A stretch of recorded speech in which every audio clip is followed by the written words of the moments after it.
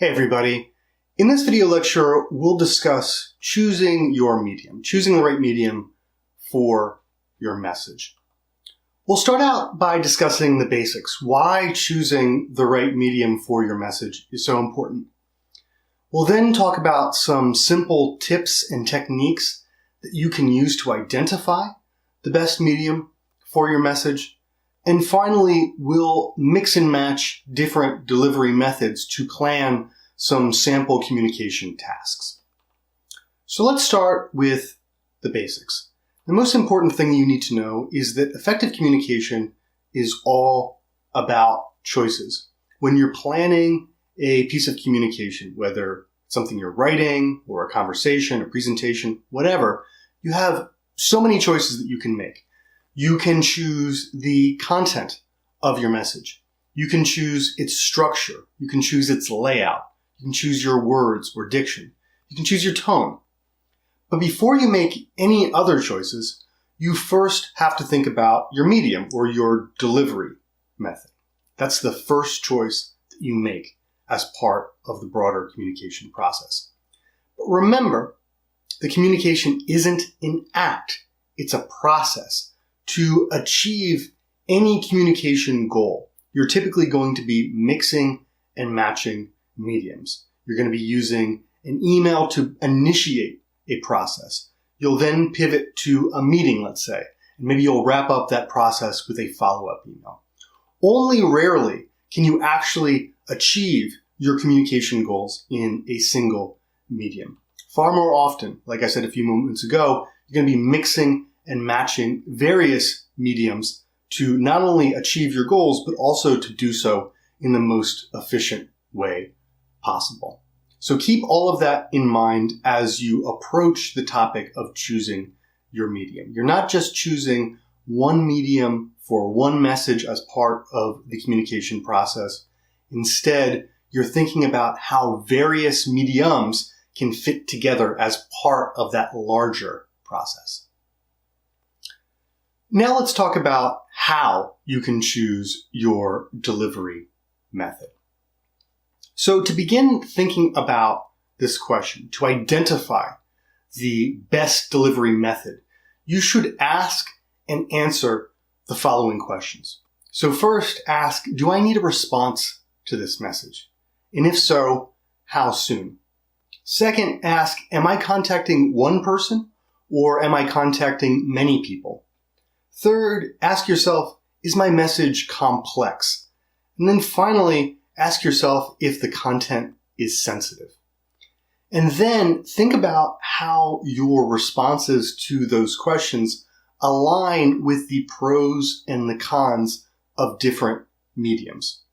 Now, obviously, there are a number of different communication mediums at your disposal, but to simplify this conversation, I want to focus on written communication and oral communication and think about the various pros and cons of those broad categories of communication. So written communication, it's obviously great. I wouldn't be teaching this class if I didn't think that written communication is useful, but it has downsides as well as upsides. On the upside, written communication leaves a permanent record. Typically that's good, though of course in some situations it can be bad. Written communication also gives you time to revise, to really perfect your message. On the downside, it takes a lot of time to produce. You can speak much more quickly than you can write. Written communication does not allow for instant feedback during the communication process. You don't have that give and take in writing that you have in conversation. And finally, written communication makes reading and establishing tone difficult. Written communication is oftentimes subject to misunderstanding and miscommunication in a way that conversation or oral communication more broadly are not. Verbal communication, on the other hand, has its own ups and downs. So on the plus side, verbal communication allows for instant feedback during the communication process. It allows you to use non-textual cues, the volume of your voice, the tone of your voice, gestures, things like that. On the negative side, verbal communication does not provide you with a permanent record. Sometimes that can be good, but oftentimes That's a negative. It also does not allow you to revise and polish your message. Once your words are out there in the world, you can't go back and revise or edit them. You've said them, and that's it. So we can make some broad generalizations about written and oral communication based on the pros and cons of each. So in general, you want to use written communication to set up, to support, and to follow up presentations, meetings, and discussions. In other words, you want to use written communication to frame verbal communication. In general, you want to use oral communication or verbal communication to convey complex information, to build consensus, and to resolve conflict.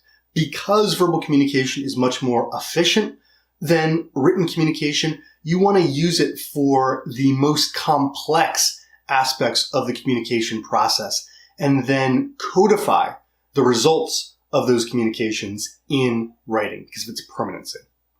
Whatever you do, and this might be a strange thing for a writing professor to say, but whatever you do, don't default to written communication, and definitely do not default to email.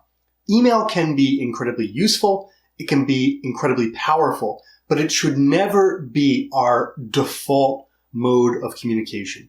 When we use it, we should use it consciously and with purpose.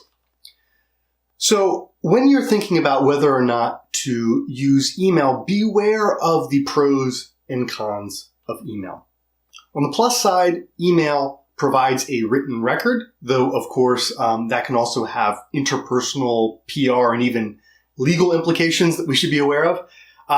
Email is widely accessible. Most people have an email address. Most people use email. Email is also easy to respond to. All you got to do is hit that reply button. And it's easy to retrieve. We can just search through our inbox and find messages very quickly. On the negative side, however, email is a public message. Emails get subpoenaed in court cases all the time. That's totally fair. So we should always beware that anything that we put in email can be forwarded to secondary or tertiary audiences. It can wind up in the hands of audiences that we didn't originally intend. That's definitely an issue with email that we should be aware of. Email is also easy to misread because of all of the downsides of written communication that we talked about earlier. And then finally, email is a high volume medium of communication. People send tons of emails and people get tons of emails. And so cutting through the noise is far more challenging with email than it is in other forms of communication. So now let's plan some sample communication tasks. Remember, communication is a process. It's not an act, and achieving our goals and doing so efficiently oftentimes requires us to mix and match different mediums or delivery methods. So let's say that you want to respond to a complex question that your colleague sent you via email. You could, of course, sit down and write a long email answering that question, but writing, as we said earlier, is highly inefficient. So a far more efficient way to achieve this would be the following. So first, send a quick email response to your colleague requesting their availability for a phone call.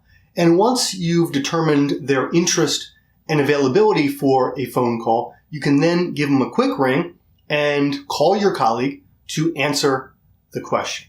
That's a great example of how we can blend writing and oral communication or verbal communication to achieve a relatively complex but very routine communication task by mixing mediums, mixing delivery methods. Let's say, on the other hand, that you want to solicit feedback from your team on marketing strategies for a new product. You might begin by emailing your team by describing why you want to meet and including a doodle poll in that email to facilitate scheduling. Then, once you've gotten the doodle poll results, you can send a calendar invite, another form of written communication, with the meeting time, with the location of the meeting, and with the meeting agenda. Then, after using 2 written messages, you might now pivot to oral or verbal communication.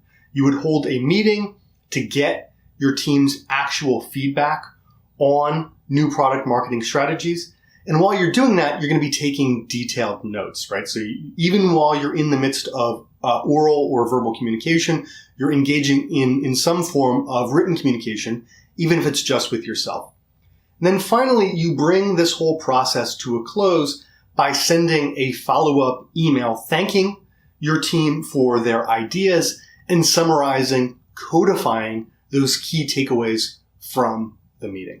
All right? So see here how you're leveraging the pros of different mediums or delivery methods to not only achieve your goals, but to do so as efficiently as possible. Let's talk about one more example. This one a little bit more high level, a little bit more complex. Say that you want to convince your company's leadership team to adopt a new CRM software. You might start this process out again with an email. In this case, you're going to email the leadership team's personal assistants. In this message, you summarize why you want to meet, and you ask the leadership team's personal assistants if and when the company leaders are available. Once you get that response, you can email the leadership team directly, once you've set up the meeting, thanking them for agreeing to meet with you and previewing your ideas, right? You can begin making a very preliminary case for your proposal, for your solution.